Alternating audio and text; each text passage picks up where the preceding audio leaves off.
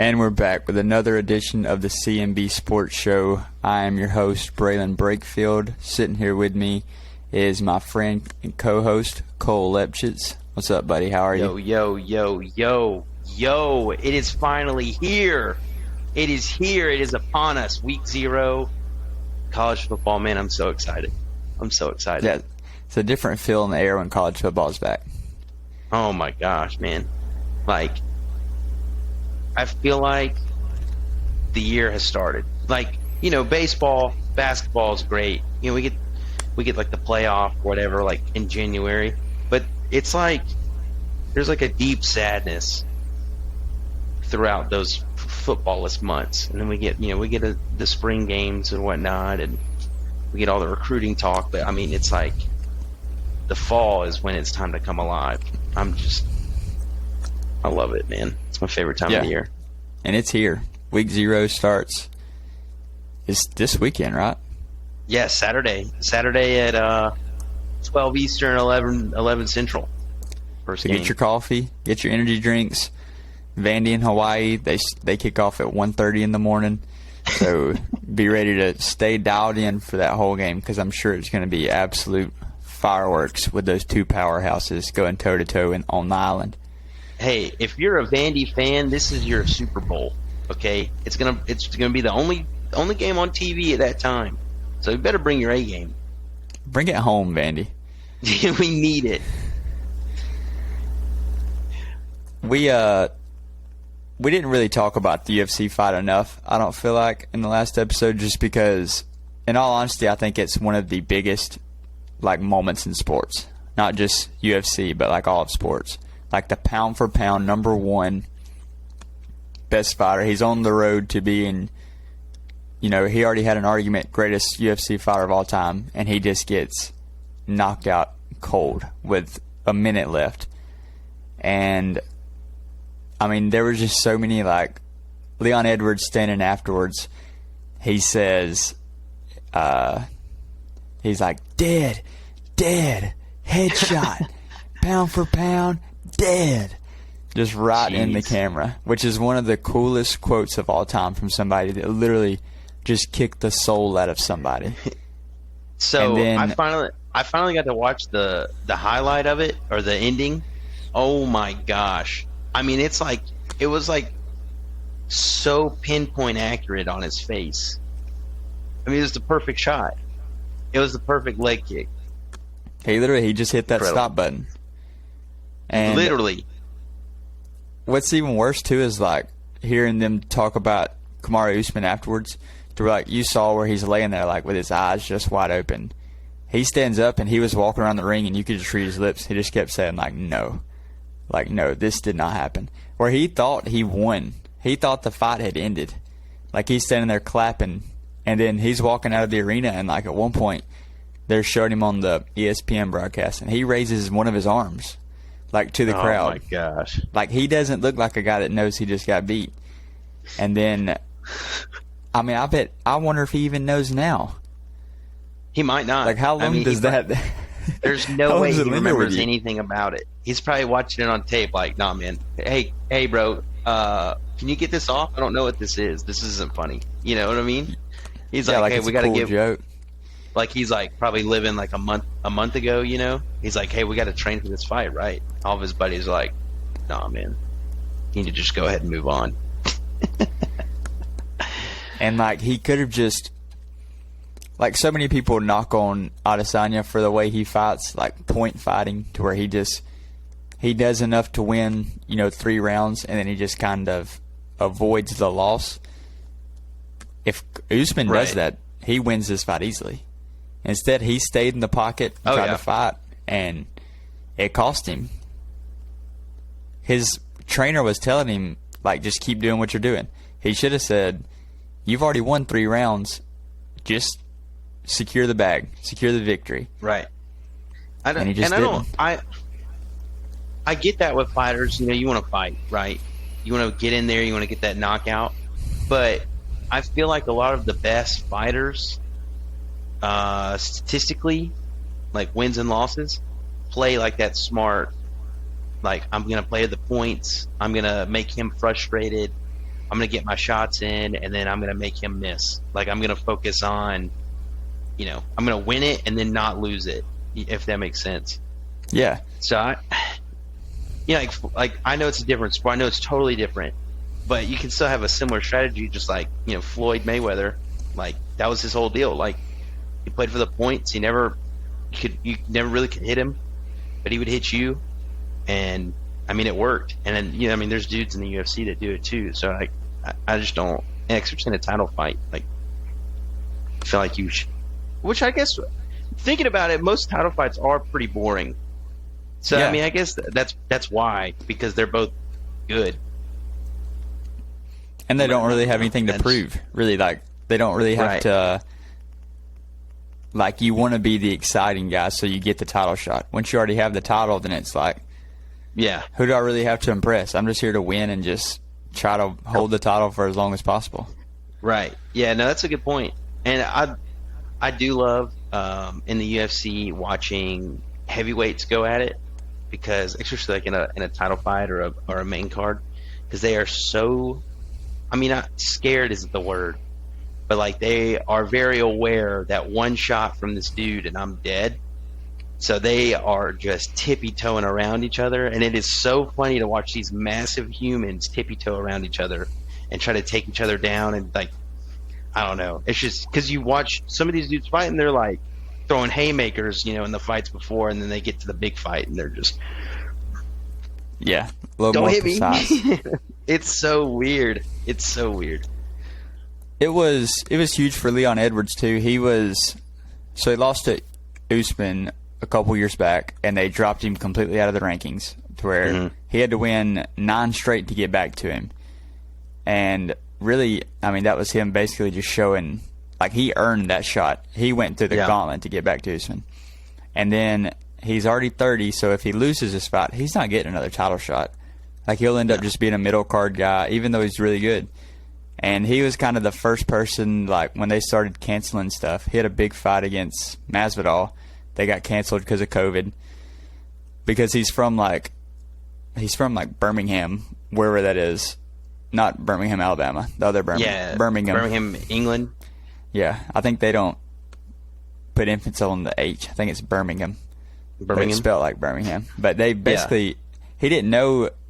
The UFC basically told him he had to get to the United States. And with COVID then, this is like March of 2020, like the heart of COVID. He didn't know if he was going to be able to get back to his family. So he had to cancel that fight.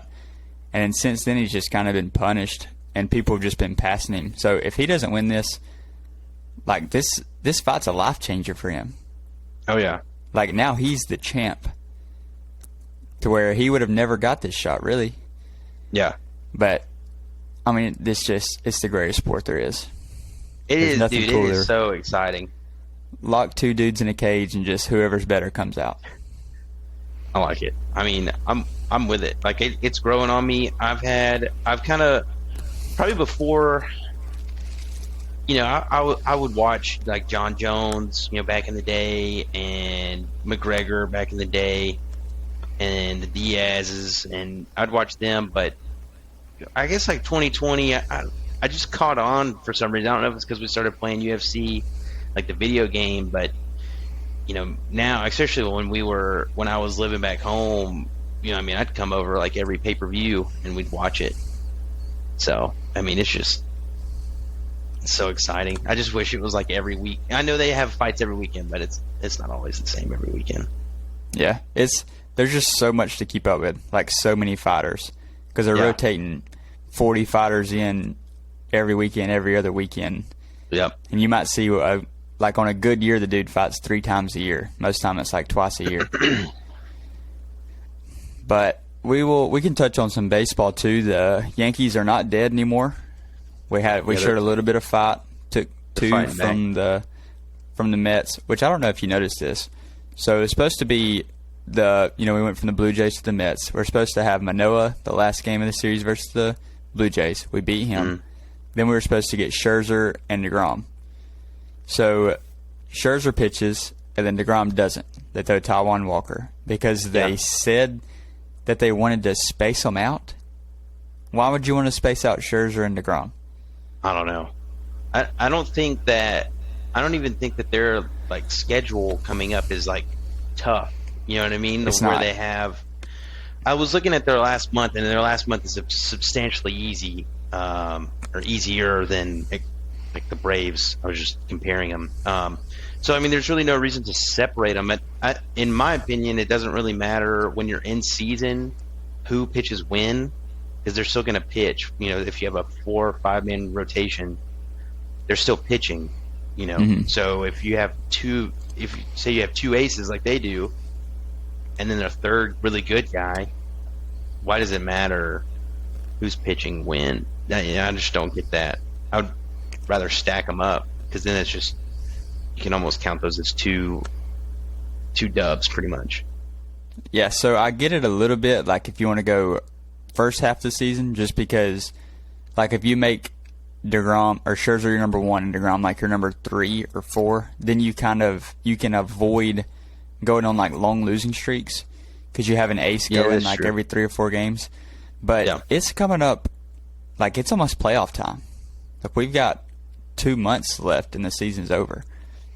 So, or 2 in like 2 weeks. So I think this is when you want to have those guys back to back, because in the playoffs you want to go Scherzer, DeGrom back to back.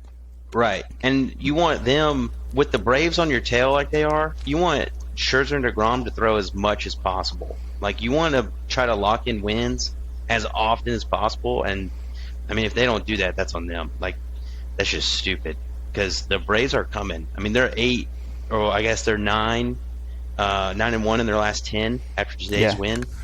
So I mean, you better watch out, buddy. I mean, they're a game and a half right now. And the DeGrom thing, he was supposed to pitch against the Yankees, and then he would have missed the Rockies series, and then he would have pitched against the Dodgers. So now they gave him an extra day of rest, so he'll miss the Yankees and the Dodgers. He'll pitch against the Rockies, and then whoever they have after that. So to me, that's not a good sign, because I want my ace going against the best of the best. Right. I just don't get it. I mean, unless they're just feeling themselves and like, look, we're going to face the Dodgers, and we don't want them to see DeGrom. You know, they can see Scherzer, but I don't like that. I think DeGrom's different, like where you can throw DeGrom as much as you want, and you're not going to have an advantage. Yeah. He's throwing a 95-mile-an-hour slider. Like, you're good, bro. I don't know. The only team to have some, like, if any, success against them is the Braves, but like the Braves just hit. I mean, they hit really anybody. So I mean, and some success, not even like great success. Which I found that stat the other day. He's the second most profitable pitcher to bet against is Jacob DeGrom over the last like 5 years. Number 1 is that dork Marcus Stroman. Dork. Who, like, I mean, that's one of my least favorite players. One of the softest people in the world. Dude, everything gets in his dome. It's so funny. It honestly cracks me up. I would love to see his blocked list on Twitter, because I would bet he probably has like 100,000 people blocked. Oh yeah, easily. But the Braves, we actually haven't been on since the Braves extended Michael Harris. Ain't that his name? Michael? Yeah, Michael Harris. That's what I thought. Just double checking.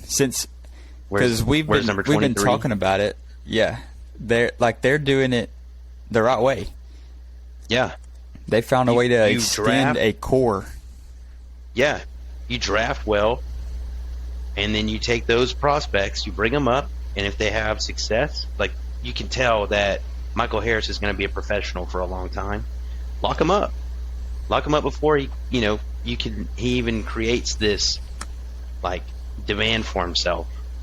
Which, some people are like, oh, this is dirty, they're stealing money from him. Like, no, this is a 22, 23-year-old who's guaranteed a job for 8 years, and he's going to make $75 million. I mean, how is that doing anybody dirty?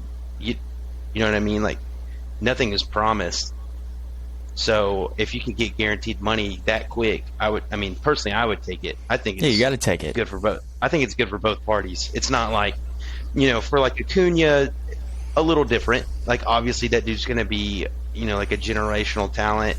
We just were smart about it and kind of caught it super early. But, for a guy like Michael Harris that is going to be just a good player for a while, I think it was a good move locking him up. So now, I mean, our whole starting lineup right now, I think besides Ozuna, is like locked up for through 2026 is the next guy, and I think it's Albies is the next guy to sign. Yeah. Or the contract that's up. And Dansby, of course. I had a question sent in for you regarding Ozuna.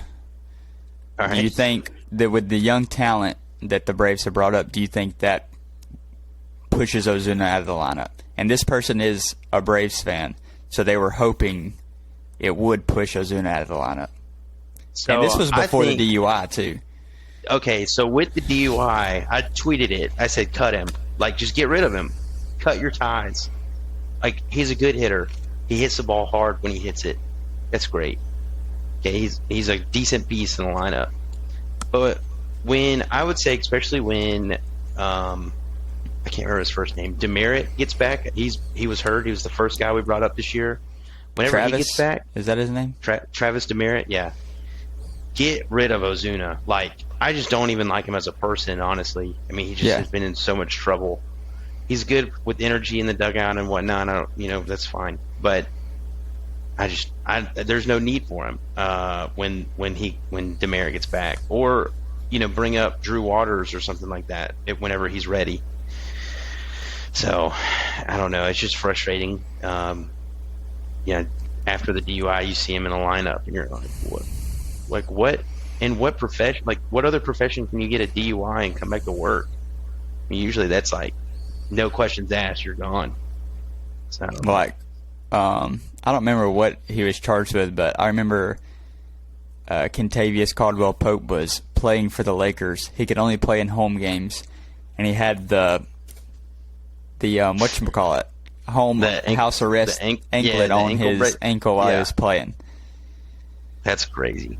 How do you even how can you, as as role models for younger kids, right? How can you have that guy on your team? How can you be cool with that guy? You shouldn't. He's got to go. I don't know. Which this is last year, right? I think so.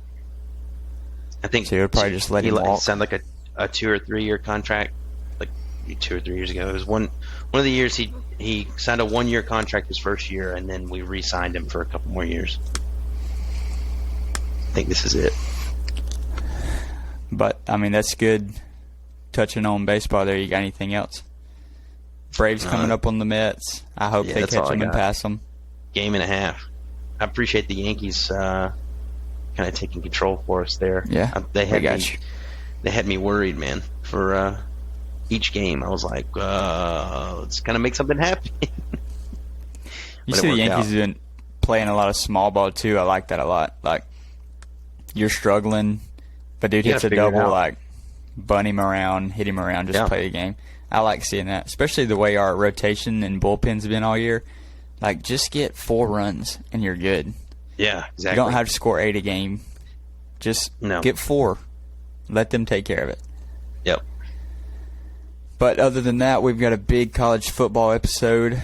We're going to go through each conference, give you a conference champion, division winners if they have them, player of the year, and then most disappointing and most surprising for each conference. So I'll let you start in the ACC. Conference champ? Yep. Or do you want to do division winners first? Conference champ. We can do division winners first. Build a little suspense.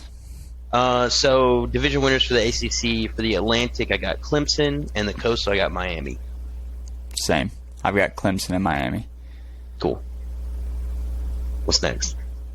We'll go player of the year. We'll save champ for last. Okay. I cheated on this one. Player of the year in the ACC. I think that DJ Uga is going to make strides this year. And you think he's going to figure it out? I think he's going to figure it out. It's essentially 3 years, 2 years and a couple games, or I guess he has a full year under his belt. We'll just say that he's a full year, and I think he's going to figure it out. I cheated on this one. I took everyone on Clemson's defensive line. Okay, I think Clemson will be bringing one of the best defenses we've ever seen, and it'll be anchored by that defensive line. Like, you can only recruit 5-star defensive linemen for so long before it just clicks. Yeah, that's fair. It's fair. Most disappointing? For the ACC, I have Pitt. They lost Kenny Pickett. They play West Virginia and Tennessee in the front half of the season. Those are not going to be easy games for a new team, essentially. And then they play at Louisville, at North Carolina, at Virginia, and at Miami to in the latter half of the season. So, I mean, it's almost not even a matter of if they're going to be good or not. It's like, how do you survive that many road games in your conference? Like, that's just going to be a gauntlet. And if you get through it, you prove me wrong, but I just think that's a setup for disappointment. Yeah, I like your strategy there, trying to just find who's got like the most guaranteed losses or the toughest road. Because really, yeah. I don't think anybody. I think there are two teams that have a chance to like actually disappoint, and it would be Clemson and Miami. Like, if both of them stunk, but other than that, I don't know how high the expectations are around anybody else. Right. So I took Wake Forest just because they were in the conference championship last year. So I don't think they're going to duplicate that, and so maybe their fans are expecting to. Yeah. Right. And they're not. It's not going to happen. Yeah. So we'll go most surprising next. So I think Miami will be surprising, and people will probably kind of be like, huh? Because like all the hype is there, right? Everybody knows they have the new good coach and all that stuff, and they're dropping all these new uniforms. They just dropped a new stadium design. But I mean, in my mind, Miami's slate is wiped clean from the past 5 years, and they've been terrible, and now they can either go up or down, and I think they're going to go up. I think they're going to have a positive year, if anything. I mean, obviously I have them in the conference championship. Yeah.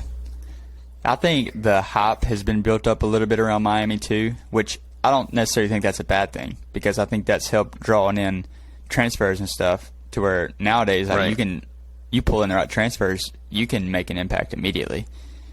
Mm-hmm. But my most surprising is going to be Clemson. Like, I think we wrote them off last year because they lost week 1, and then last year was a bad year for Clemson. They went 9-3 in the regular season. Yeah.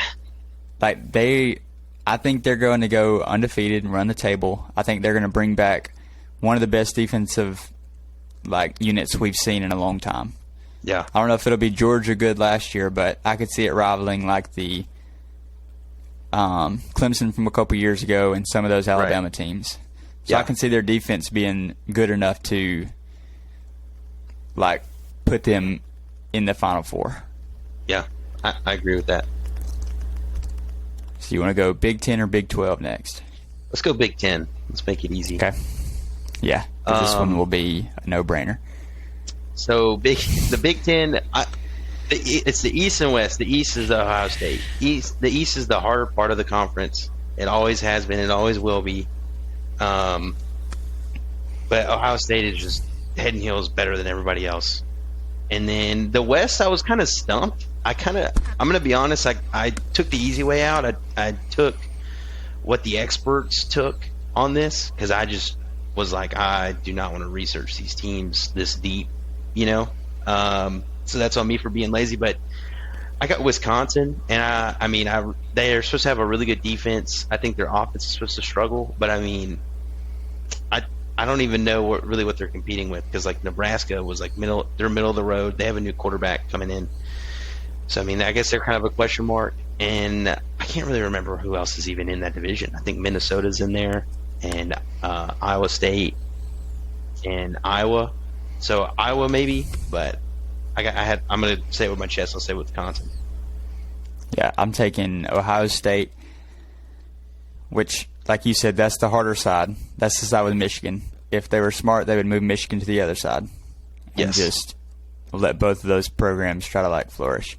But I'm taking Ohio State and Minnesota out of the other side. Because like you said, it's kind of weak. You don't really know what you're getting. Yeah. I do think P.J. Fleck's a good coach. I trust him to get them back to where they can be. Yeah, I like that. Player of the year, this one might be very easy. Yeah, C.J. Stroud. C.J. Stroud. I wanted to put Jackson Smith and Jigba just because he's a freak. But yeah, C.J. Stroud's the one throwing him the ball. Oh, right, right. And he's got 3 other guys, too, that are going to be close to as good as him. So he's going to be able to spread the love out. Oh, yeah. So I just think C.J. Stroud's a lock. I agree. Most disappointing? Disappointing, I think it's the perfect time for Michigan to be disappointed. They're coming off like their best year ever, in the 2000s at least. And I just don't think they're going to be able to replicate that. Yeah, I like up. that a lot. Especially they're not committing to one quarterback either. I'm pretty sure they're going to run a two quarterback system. That's doesn't only work. worked once. That's worked once. And it was Chris Leak and Tim Tebow, and that's it. There's literally no other time it's worked. Yeah, that's because Tebow didn't need time to get in a rhythm. That's right. He just put his head down and you just couldn't tackle him. That's right.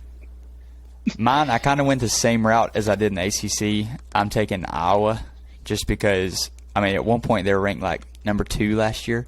Right. They're not going to be able to do that again. No. That was one of the luckiest seasons I've ever seen where their defense scored like more points than some offenses.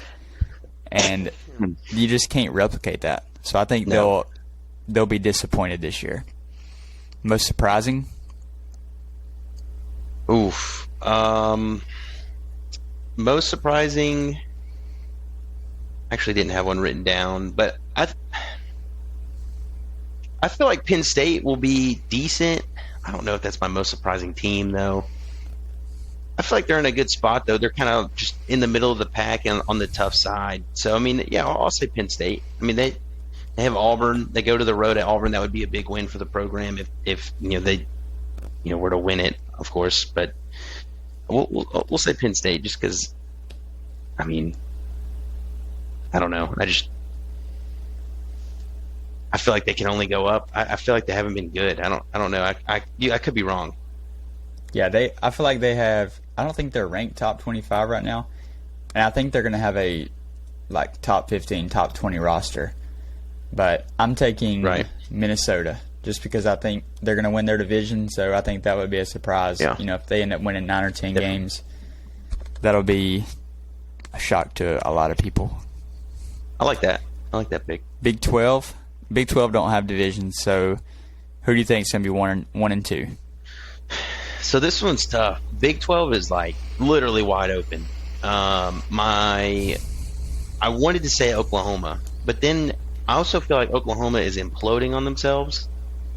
Because all I can think about is Mark Stoops or Bob Stoops just throwing all those boxes off the top of that building after Lincoln Riley said he was going to USC. So that's how I think of their program. So I think Baylor is actually going to win. I think they're going to ride their kind of uptrend from last year. And I have Texas coming in second. I just went chalk. I'm taking Texas and Oklahoma. I think the rest of I think all of the Big 12 is going to be down from last year. I don't think Oklahoma State or Baylor is going to be as good. So I just went kind of chalk with Texas and Oklahoma. Player of the year? Like that. Bijan Robinson. So that would be mine too. To be different, I'll go Quinn Ewers. I think he's going to have a solid wide receiver. He'll be fun to watch. Yeah, I think Bijan Robinson. Robinson. Fun to watch. I'm high on him though. I think he could take the load that Derrick Henry had. I could see them doing that, to where they just give him the ball 40 times a game. Yep, I agree. Most disappointing? I have Oklahoma State. They lost a bunch of their defensive guys. They had a great year last year. And then, so I kind of went the same route. They just have a tough road schedule. TCU, Baylor, Kansas State, Oklahoma. And none of those places are easy to play. So, it's it doesn't really matter how good you are. for an Oklahoma State team, like that's just tough. Like that's just really tough route.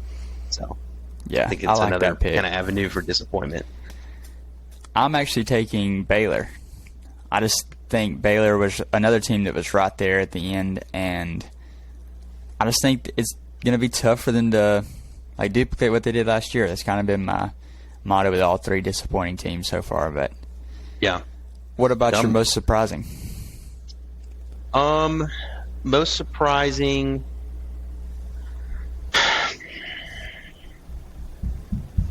I think Texas. I think it's going to be Texas. I mean, I took them earlier in the year for the over/under for our team totals, and I want to say it was like 8.5.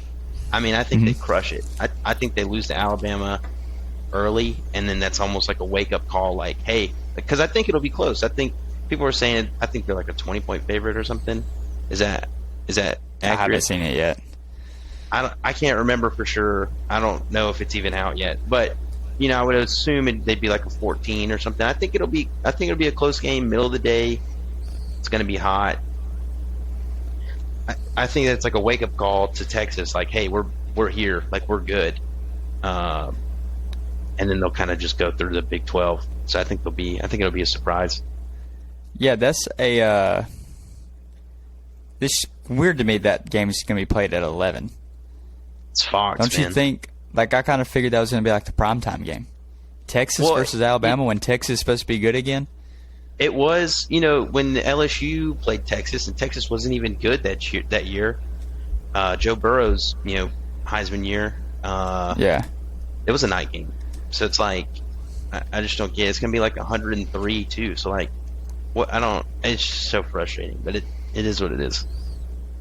I also saw a stat today, my bad, that the Texas over is like 1-11 in the last 12 years. If you bet the over on their team totals. Yeesh. Yeah. But I think it's different this year. I think they're in good hands. Sarkisian. Yeah. But my most Best surprising is play going to caller be in the Kansas State. Yeah. Oh, he definitely is. Yeah. I like that Kansas State pick. Yeah, I just think they're going to be that under the radar team. Also, another one I'll throw in there is Kansas, just because I think if Kansas wins 3 games, that's a good year. That's a great year. Their over/under is 2.5. I'm pretty sure. But 3.5 now. They beat Texas last year, though. I mean, can they duplicate that? Everybody beat Texas last year. So, who is your champ of the Big 12? I think it's so. Like I said before, I'm going to stay on brand. I think it's going to be Baylor. I feel like it's just so wide open, the Big 12, that they kept a lot from last year, and I just feel like they're going to ride that like uptrend that they were on. Because I mean that's just like huge for morale. I think they kind of rally around their coach too. Mm-hmm. Even though he's not like a high energy guy, he's a football level guy. Yeah, he's a football guy. But I think they love him for that. Or at least that's the way it seems. Mine is Texas. I'm with you. I think they're back. I think they win 10 or 11 games this year. I mean, outside of Alabama, I think they'll probably end up being favored in all of them. Which is it's crazy. Neither one of us picked Oklahoma, who's actually the favorite. I just think they're in shambles. Venables has not proven anything. He's been a good defensive coordinator, but like as we've seen, that doesn't mean you're going to be a good head coach. Like Exhibit A, Jeremy Pruitt, like dude was just cheating. I mean, you know what I mean? Like that doesn't mean you're not promised anything just because you're a good coordinator. So I just don't have a lot of faith in Oklahoma, and they lost so much. And I feel like he's trying to be Dabo 2.0 instead of just trying to be Venables. And I think kids just kind of see through that. Like you can't fake who you are in front of adults. We'll skip the SEC. We'll do them last. We'll go to the Pac-12. Okay. Pac-12 division winners. Who you got? So the South, I think it's going to be really tough between USC and Utah, but I think Utah is going to take the dub. I think they're going to lead the South. And then the North, I have Oregon, mostly because the North is pretty terrible this year. I just don't know. I think Bo Nix is a solid quarterback for the Pac-12. I mean, he's not. Obviously, we've seen him, right? He's on a slouch. Like he's somewhat of a winner. Like he's got a little bit of dog in him. He's a competitor. So I mean, I think that translates well to the Pac-12. Yeah, I could see that. I took Utah and Washington State.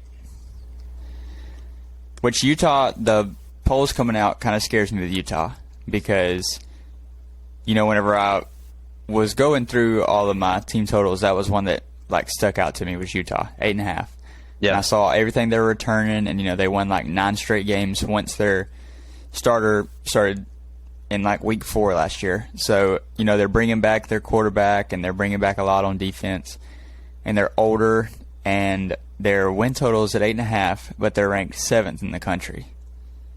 So this is where it starts to where my gambling brain is starting to think, how are you going to be a top 10 team, but they think you might only win 8 games? Right. Those don't add up. You're in the playoff mix at 7. You're not in the playoff mix winning 8.5 games. Yeah. So that's where I'm like, okay, maybe I'm too high on Utah, but I'm just going to stick with my gut. To me, who else is there? I mean, USC, but what have they proven? Nothing. I mean, even Caleb Williams hasn't proved that much. He's good. We know he's going to be good. But, I need to see it. You know what I mean? So, we'll see, I guess. I think Utah and Oregon. Yeah, I trust Utah more than I do USC just yet. Yeah. Although going to Florida week 1 is bold. Oh, yeah, it's bold. But I think they got it. Me too. Player of the year? I know I just ragged on him, but I think it's going to be Caleb Williams just because he's going to put up numbers. But I think they lose some. I think they drop some easy ones just because I don't know, man. They just got too much. I feel like they just got too much hype for not even proving anything at all. But I think he's going to put up numbers because that's just Lincoln Riley's style. Yeah, he's a quarterback guru. Yep. And they're both, it's both their first year there, but it's not their first year together. Correct. Caleb Williams looked great last year, and he almost feels like he has that it factor. He's got that extra step not many people have.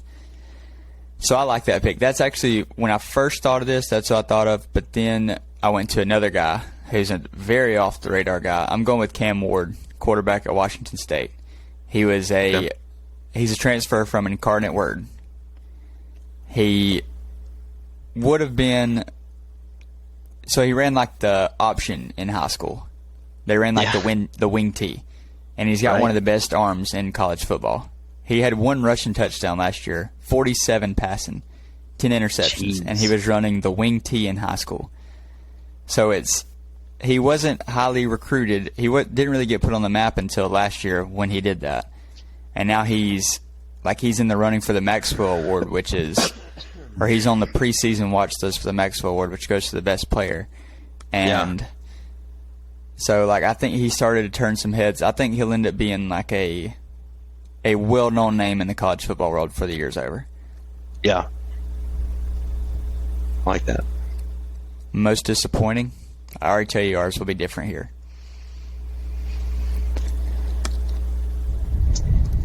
Most disappointing. It's just so tough because it's almost. I feel like it's just going to be all of them. I feel like all of them are going to be a disappointment. To be honest, if that's allowed, that's what I'm going to take. Because even though Utah, I feel like Utah is going to be a good team, and if they win the Pac-12 and do their job, they could. I mean, if they win, you can't leave them out of the playoff 2 years in a row. If they go undefeated, but I still think that like they're going to be Utah, like they're not going to be as great. They're going to be like that Pac-12 team that makes it. Like they're just going to get pounced on. So I still think everybody's going to be disappointing. Yeah, I don't really see anybody. Like it's the Pac-12. I don't really know. I just picked with my gut who I thought had the most, or what fan base thinks the most of themselves. So I went with Oregon. Like to me, if Bo Nix is your quarterback, like you can only do so much. I do think he'll be better there in the Pac-12 than the SEC, but I'm sorry, Marcus, if you're listening to this. So now you're most surprising? So I actually have Oregon will be surprising just because nobody thinks they're going to be any good. Okay. I mean, obviously, I'm sure Oregon fans think they're probably going to be pretty good, but they're all going to be disappointing. So, I'll probably watch Oregon more than I watch anybody else, maybe besides USC. So, I want to have something to look forward to. My thing with Oregon is, they lose Cristobal, and they bring in a guy. How good was this defense coordinator at Georgia? With the talent he had on that defense, how good was he really? See, this is where it comes back to like being a good coordinator doesn't mean anything coming to a head coach role. That being said, if you can play really good defense in the Pac-12, you should be fine. Like, if you can coach your defense up, you should be fine, especially in the North. So that's kind of what I'm banking on. And Bo Nix just plays like a winner. But is that going to happen? I don't know. Who knows? I just don't trust him yet. Like, I think... Yeah. Honestly, I feel like him going and... Like, him taking the head coaching job at Oregon was kind of like, hey, I know all the talent I had here. Like, I need to go get the bag now. Right. Is what it feels like. Yeah, he needs to take advantage of what... Yeah. Yep. Because you're not going to have a better defense than what you had last year. It don't matter how good you are, X's and O's. And to me, Kirby had more to do with that than he did. Yeah, I mean, but he was still there learning and stuff. I mean, if, I'm sure he wasn't in the position to learn. I'm sure he already knew it. That's why he had the job. But you know what I mean? Like, he's still there around working with Kirby. So, I mean, he could be fine. I don't think it'll be great, but I think they'll be better than advertised, I guess. Who's your most surprising? I had Oregon. Oh yeah, that's right. So mine is Washington State, just because of Cam Ward. I think they're gonna air it out. I've got them winning their side of the division, so that one's kind of obvious. Who's your champ? I got Utah. Same. That was the champ. I think Utah. I'm still just going to keep banking on Utah being as good as I'm hoping. You got to. So now we'll go, probably what everyone's waiting on is the SEC. SEC, we'll do them backwards. Who's your most surprising?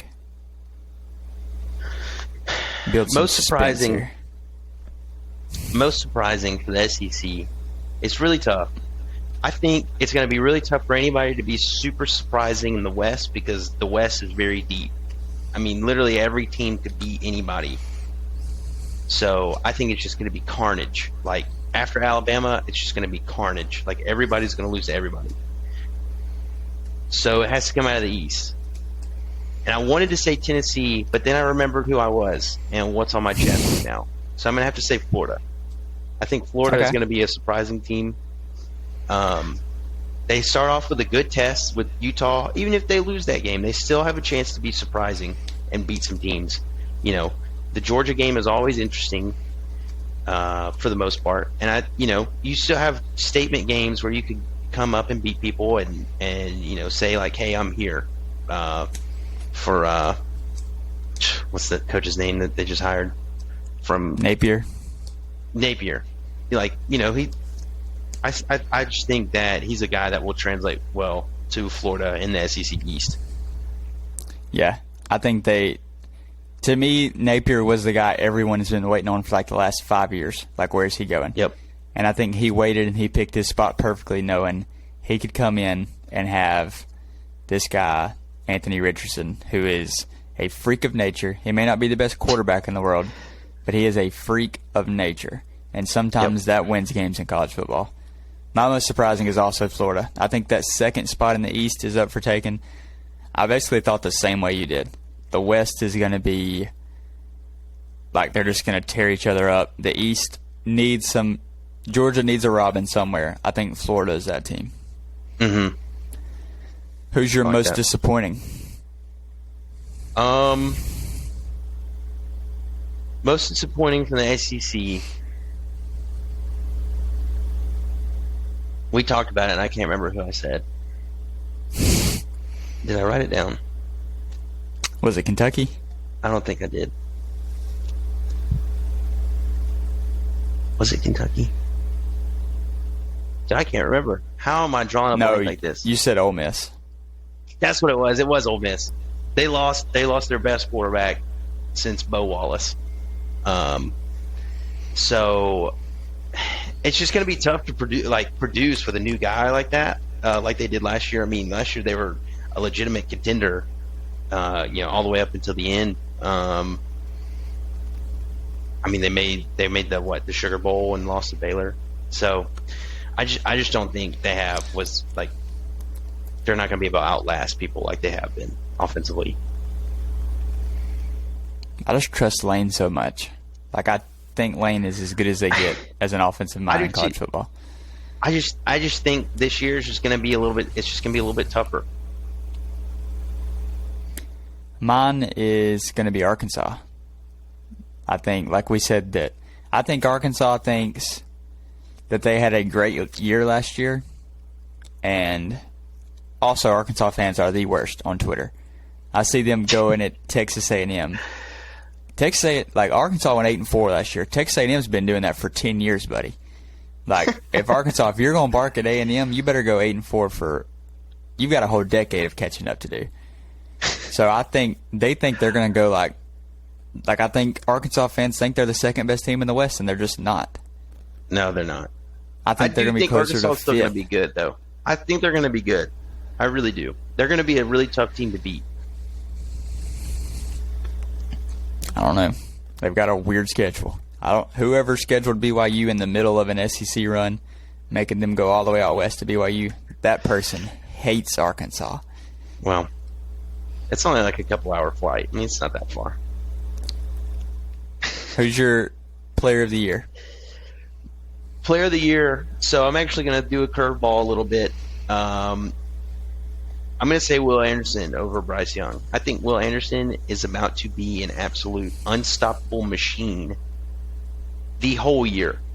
And he's going to have the dudes around him to where he can kind of just play football. He doesn't have to worry about helping get calls in and being a leader on stuff, because everybody else is old and experienced on the D. So he can just line up against whatever tackle you want him to and beat him. And he's going to make tackles. He's in every play. And I think he kind of got cheated at the end of last year, not being invited for the Heisman. I mean, his numbers were just ridiculous. And he didn't even get invited. So, I mean, if he's any kind of competitor like I think he is, he's going to take that personally, even though he's going to tell you he doesn't care about those things. Everybody cares. You care when you're not included. So I think I don't know if anybody's seen the picture from the team picture that's zoomed in on him, but he looks like a demon. It is terrifying. So, I mean, Will Anderson, I think he's going to run away with it. It's not even going to be close. Yeah, I don't even think that's a curveball. I have the same one. I have Will Anderson. I think he is. Okay, cool. I think he's by far the best player in college football. Even with C.J. Stroud and Bryce Young, I think Will Anderson's head and shoulders above them. I think he could go play in the NFL this year. And be good. Right now. Yes, I agree. He's different, man. I've never seen a dude that can just grab people and make tackles. He not only does he hit, he's not scared of contact, obviously, but he just tackles well. And that's great. I mean, that's That's what you want. And he's a good leader, of course. But I feel like he's just like all around, just really good. Yeah, he should be the first pick in the draft, and it shouldn't even be a debate. No. Okay, division winners. So pretty straightforward. SEC East, Georgia, West, Alabama. I think they both probably go undefeated. Even though I agree. I hope Fade, Stetson Bennett.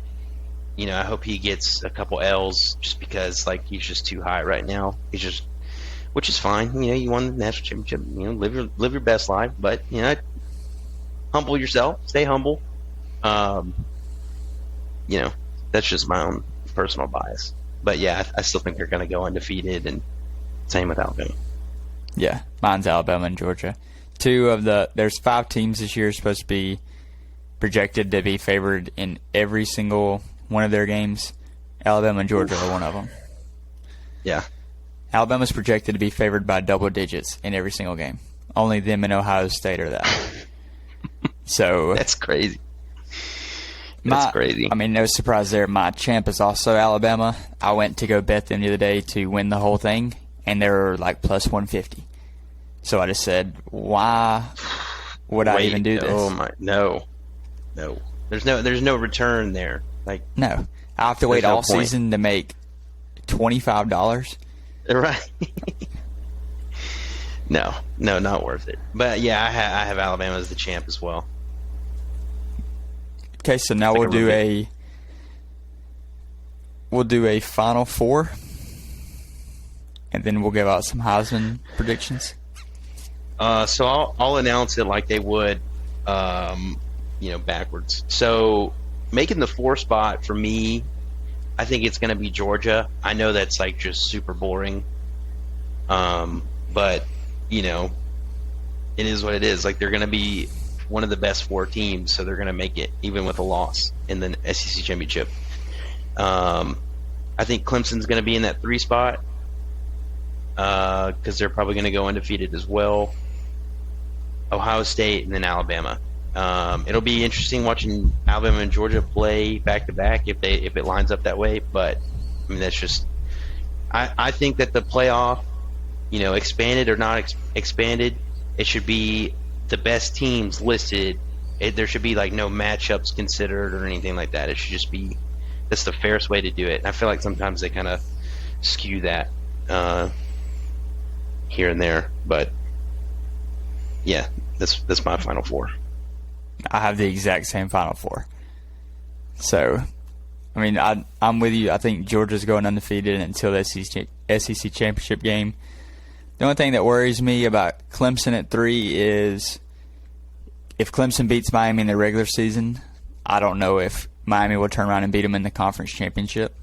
Mm-hmm. Ohio State, I have no worries. Alabama, I have no worries. Yep. Georgia's going to play a different brand of football too than everyone else. It's tough to repeat or to keep getting back to the Final Four, but they're just going to be so unique. They're not going to spread things out like most college teams are now. They're going to big boy you to death, and that's going to be tough to defend. Dude, Georgia would be sus to me if they didn't have Bowers coming back because he was a freshman last year. That dude is a game changer. Like, it doesn't even matter that they lost their best receiver because they don't even throw it that much. Like, I think that dude that transferred to Bama, I can't think of his name off the top of my head, but he had half the yards of it wasn't even our number 1 receiver last year. Oh, it was Mechie. He had half the yards of Mechie last year, and he was Georgia's number 1 receiver. So, like, they don't throw it that much, but having Bowers in those third down, second down, I mean, any down, it doesn't matter. You can throw it to him whenever because he's so big, and he's going to bully you. He's fast. Like, it's not fair. So that's why I just think, like, even if, like, Baylor takes care of business or Texas takes care of business, they're both gonna slip up at some point, and they're gonna lose one, and Georgia is gonna be the better one-loss team. Now, if somebody else is undefeated, that's where the the committee might kind of say like, oh, well, they're undefeated, they deserve a shot, and that's fair. I just don't think anybody's going to be better than Georgia personally, even if Georgia has a loss. Yeah, I just assume like a one-loss Pac-12 team is not getting in over Georgia, one-loss Georgia. And I'm with you. I think it's very rare where you look at a college football team and you say that tight end room is scary. Right. Georgia has 3 tight ends that will be in the pros. Yes. And there's no doubt about it. I couldn't name another tight end dude. in college football probably. But Georgia No. has 3 absolute monsters. It's ridiculous, man. I don't even know. I guess Cameron Latu is the only one I could think of, and that's because he plays for my own team. Yeah. That's the only reason why. Yeah, I just it's just so tough to like. They have all these rules. I feel like the committee has all these rules, and they all contradict themselves. Like conference championship. It gives you like a leg up, right? But why should Georgia be penalized? Say they're coming into the conference championship week, number 4. Alabama's number 1. They lose by a touchdown. So you're telling me that they would lose, but you're going to punish them for losing. Like that's the kind of things. Like if you think about it, like it's just so weird how it works. And I hate it. And like this is where like if somebody proposed to me an 18 playoff, this is where I would think about it. We're like, okay, yeah. Now there's no debate. That's where I think that kind of works when you have like these teams that like 4 and 5 are almost equal, but it's just tough. You just have to win your games. Like I don't know, just the way it's set up. They've kind of done it to themselves. The committee has. Yeah, I think about to the year Alabama and Georgia played for the national title. Not last year, the first time. And Auburn beat Georgia, then beat Alabama, and then had to play Georgia again, which was the two best defenses in college football. You played 3 of them. 3 of the 2 best defenses in a month. And all we had was Kerryon Johnson, and we ran him until he dang near died. So that year I was saying, after we beat Alabama, I was trying to convince the SEC committee to let us just not play in the SEC championship game. Right. Let Alabama play in it. Let one of these 2 teams pick up a loss and let us just go to the playoffs. But it didn't end up working. We ended up losing again. Well, that was a weird year too.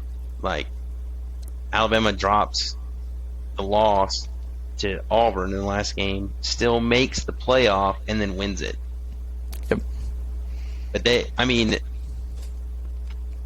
was also, that's like going into Jordan Hare at night, man. Nobody wants to be there. And that was the fake punt year, wasn't it? Yes. Yeah. Nobody wants to go to Jordan Hare at night. Just look at last year. Like, nobody wants to be there. No. It's terrible. It's But just it's crazy. It's the most slept on home field advantage that there is to me. No, And I don't honestly think don't anybody even- outside the SEC thinks about it. I don't even know what makes it so tough. It's just like a voodoo, like in the visitors' locker room, I guess. But it's only at night. Day games are a wash. Like anything can happen during the day. Night games, man.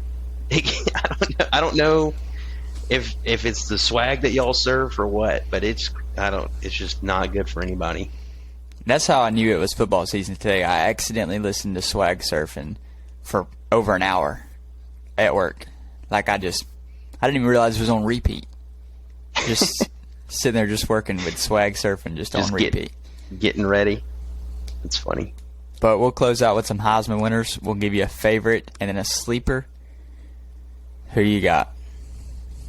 So my favorite, it's gonna be Will Anderson. I think he got cheated out of not even getting invited last year. I think he's gonna make a performance like nobody's ever seen before.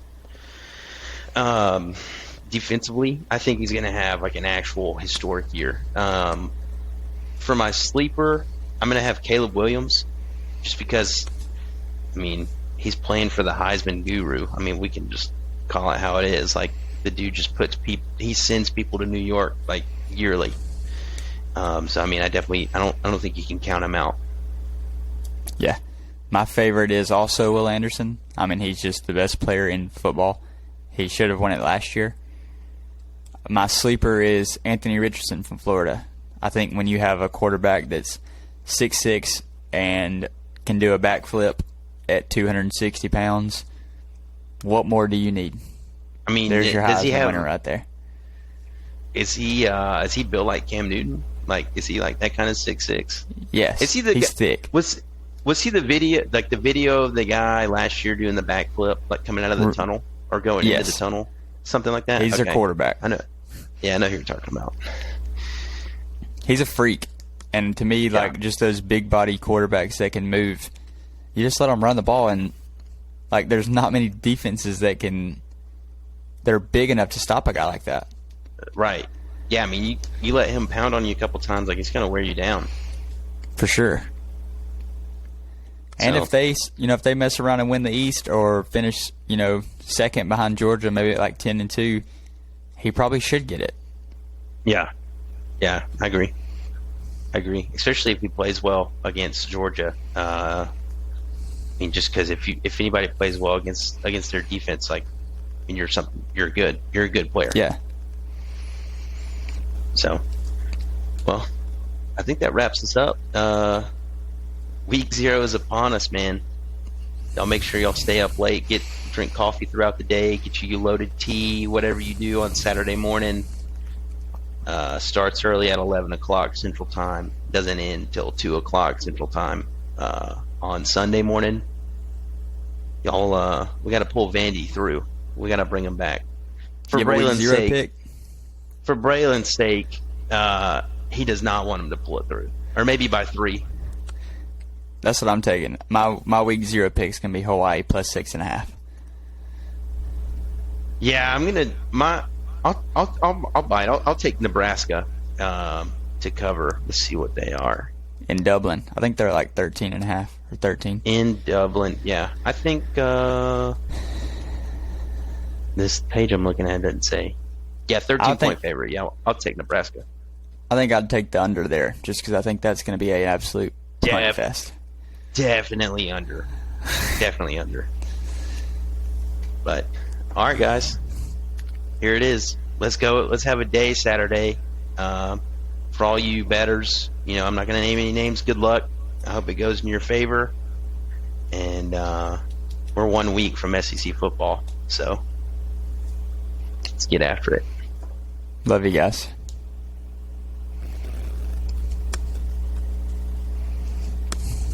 I feel like that was